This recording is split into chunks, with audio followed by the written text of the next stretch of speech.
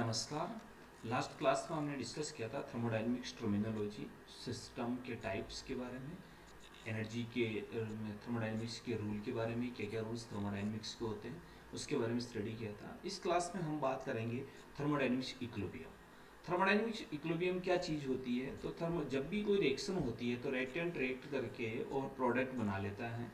जब भी प्रोडक्ट बनता है तो कई बार संभावना ये रहती है कि प्रोडक्ट वापस रिएक्टेंट के रूप में बिहेव करते हुए वापस प्रोडक्ट के रूप में रिएक्टेंट बना लेता है, यानी इन रिवर्सिबल यानी रिवर्सिबल रिएक्शन हो जाती है।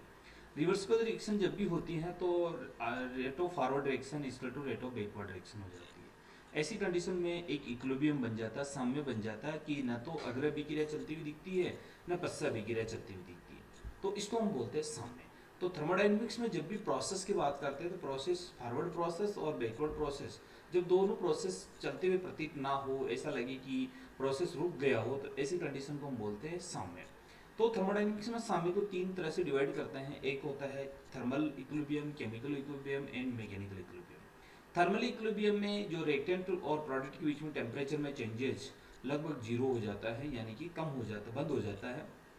तो उस समय की जो चेंज इक्विलिब्रियम को हम कहेंगे कि थर्मल इक्विलिब्रियम कहते हैं। जब भी केमिकल्स में मानी कि रिएक्टेंट की कंसंट्रेशन और प्रोडक्ट की कंसंट्रेशन लगभग इक्वल हो जाती है, यानी कि रिएक्टेंट रिएक्ट नहीं कर रहे होते हैं, यानी कि उसके अणु अभिक्रिया में पार्टिसिपेट नहीं कर रहे होते, बल्कि ऐसा होता नहीं है लेकिन ऐसा माना जाता है कि नहीं कर रहे होते हैं, तो उसको बोलते हैं केमिकल इक्विलिब्रियम। तीसरी कंडीशन आती है वो मैकेनिकल इक्विलिब्रियम। मैकेनिकल इक्विलिब्रियम का मतलब होता है कि जब भी कोई रिएक्टेंट रिएक्ट करता है और उसकी rate of forward reaction rate of backward reaction के बराबर हो जाती है, तो उसमें उसके बीच में जो मूवमेंट है वो लगभग बंद हो जाता है, ऐसा माना जाता है, और उसे कहते हैं हम कि वह मैकेनिकल इक्विलिब्रियम वहाँ पर डेवलप्ड हो गया। अब बात करते हैं प्रोसेस की। थर्मोडायनेमिक्स में प्रोसेस मानी थर्मोडायनेमिक्स प्रोसेस की जब भी बात करते हैं तो जब भी जहाँ पे भी हम जनरल केमिस्ट्री में रिएक्शन शब्द यूज करते हैं उसकी जो थर्मोडायनेमिक्स में प्रोसेस यूज होता है। यानी जब भी कोई अभिक्रिया होगी तो रिएक्टेंट रिएक्ट करेंगे, प्रोडक्ट बनाएंगे, तो उसे अभिक्रिया कहते हैं। यहाँ पर हम कहेंगे कि रिएक्टेंट रिएक्ट करते हैं, प्रोडक्ट बनाते हैं, इस जो प्रक्रिया है इसको प्रोसेस कहते हैं थर्मोडायनेमिक्स के रेस्पेक्ट में।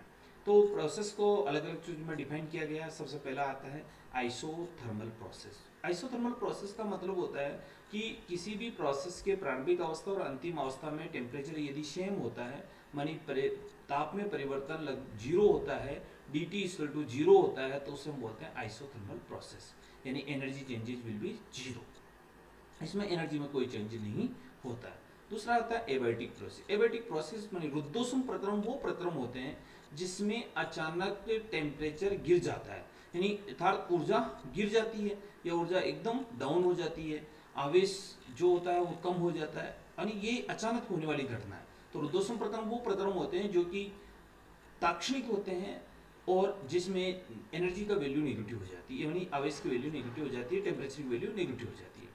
तो एबायोटिक प्रोसेस में एनर्जी का एक्सचेंज होता है, एक्सचेंज होकर के एकदम वहां पर क्या होता है, एनर्जी कम हो जाती है, और यथार्थ जिसको हम कह सकते हैं उष्मा शोषी रासायनिक अभिक्रिया होती है, ताप, तो इसलिए इसको कहते हैं यहाँ पर डेल्टा क्यू इक्वल टू क्या हो जाता है, जीरो हो जाता है। तो ऐसा प्रक्रम जो होता है, ऐसा जो उसको बोलते हैं एबायोटिक प्रोसेस या रुद्धोष्म प्रक्रम। तीसरा आता है आइसोबेरिक प्रोसेस। आइसोबेरिक प्रोसेस जो होता है वो कि डेल्टा पी दाब में परिवर्तन, मानी प्रारंभिक दाब और अंतिम दाब में जो अंतर है वो अगर जीरो हो, मानी पूरे प्रक्रम के दौरान दाब समान बना रहे, तो उसको बोला जाता है समदाबीय प्रक्रम। तो delta p equal to zero अर्थात समदाबीय प्रकरण, इसको आइसोपेरिक प्रोसेस भी कहते हैं। अर्थात इसको ये भी कह सकते हैं कि 25 डिग्री सेंटीग्रेड एक एटीपी दाब पर अगर एक मोल जल का 100 डिग्री सेंटीग्रेड तथा एक वायुमंडलीय दाब पर उष्मा में परिवर्तन समदाबीय प्रक्रम कहलाता है। मानी कि दाब में पूरे प्रोसेस के दौरान दाब में किसी भी तरह का चेंजेस नहीं होता है, तो उसे हम बोला जाता है कि वो कौन सा प्रक्रम हमारा समदाबीय प्रक्रम है। फिर आता है आइसोकेरिक प्रोसेस। आइसोकेरिक प्रोसेस वो प्रोसेस है जिसमें कि आइसोकेरिक प्रोसेस में हमारे इसमें परिवर्तन यानी कि आयतन में परिवर्तन dV equal to zero. dV equal to zero का मतलब हो गया कि दाब में परिवर्तन जीरो होता है, दाब में कोई परिवर्तन नहीं होता है, यानी कि आयतन में कोई परिवर्तन नहीं होता है। जब भी आयतन में कोई परिवर्तन नहीं होगा तो वह परिवर्तन माने dV equal to V2 minus V1, मान पूरे प्रोसेस के दौरान आयतन समान बना रहता है, उसे सम आयतनीय प्रक्रम कहते हैं। फिर आता है साइक्लिक प्रोसेस। साइक्लिक प्रोसेस में यानी एक व्यक्ति एक जगह से चले और चल करके वापस उसी जगह पे वापस आ जाता है तो उसको हम बोलते हैं साइकिल। ऐसा प्रक्रम जो कि एक साइकिल के रूप में होता है और वो प्रारंभिक अवस्था अंतिम अवस्था प्रारंभिक अवस्था सेम हो जाती है, तो उसे हम कहते हैं साइक्लिक प्रोसेस। साइक्लिक प्रोसेस माने कि जिसमें कि डिस्टेंस जो होती है यानी उस प्रक्रम की टोटल जो डायरेक्शन होती है वो प्रारंभिक अवस्था और अंतिम अवस्था एक हो जाती है, तो उसको हम बोलते हैं साइक्लिक प्रक्रम। एक आता है पथ, माने कि जब भी एक प्रोसेस होता है ए टू बी, ए पदार्थ को बी पदार्थ में परिवर्तित हो रहा है तो ए से बी तक जाने के लिए ए पथ उसका फर्स्ट पथ भी एक पथ अलग हो सकता है, दूसरा हो सकता है, तीसरा हो सकता है, चौथा भी हो सकता है। जैसे कि किसी कॉलेज में कॉलेज के मुख्य द्वार से क्लास रूम में जाने के लिए 2 या 3 रास्ते होते हैं, उसी तरह से किसी भी रासायनिक प्रोसेस को संपन्न कराने के लिए 1 या 2 या 3 अलग अलग रास्ते हो सकते हैं। तो अगर कोई प्रोसेस पथ के ऊपर डिपेंड करता है कि वो फर्स्ट वाला वैल्यू क्या होगी, सेकंड क्या होगी और थर्ड क्या होगी, अलग अलग उसको हम कैलकुलेट करेंगे तो उसको पथ प्रोसेस यानी पथ डिपेंडेंट प्रोसेस भी कहते हैं। नेक्स्ट आता है रिवर्सिबल और इनरिवर्सिबल। रिवर्सिबल जो प्रोसेस होते हैं हमारे जितने भी, वो रिवर्सिबल प्रोसेस क्या होते हैं कि बोथ डायरेक्शन में चलते हैं। बोथ डायरेक्शन का मतलब हो गया कि वो रिएक्टेंट रिएक्ट करके प्रोडक्ट बनाते हैं, प्रोडक्ट वापस रिएक्टेंट के रूप में बिहेव करते हुए प्रोडक्ट के रूप में रिएक्टेंट बनाते हैं। ये बहुत समझने की चीज है कि रिएक्टेंट रिएक्ट करके प्रोडक्ट बनाते हैं, प्रोडक्ट वापस रिएक्टेंट के रूप में रिएक्ट करके प्रोडक्ट के रूप में रिएक्टेंट बना लेते हैं, तो उसको बोला जाता है कि वो रिवर्सिबल प्रोसेस माने दोनों दिशाओं में चलने वाला प्रोसेस। एक तरफ रिएक्टेंट प्रोडक्ट, रिएक्टेंट से प्रोडक्ट बनता है, फिर प्रोडक्ट से वापस रिएक्टेंट बन जाता है। एक होता है इनरिवर्सिबल। इनरिवर्सिबल प्रोसेस क्या होता है कि वन डायरेक्शन है। जैसे कि मैं कहूँ KClO3 की जब भी विघटन होगा KCl और ऑक्सीजन निकल जाएगी, या इनरिवर्सिबल प्रोसेस है। लेकिन मैं कहूँ कि N2+3H2 2NH3 बन रहा है, तो NH3 वापस N2 और 3H2 में टूट जाता है, अर्थात वो रिवर्सिबल प्रोसेस है।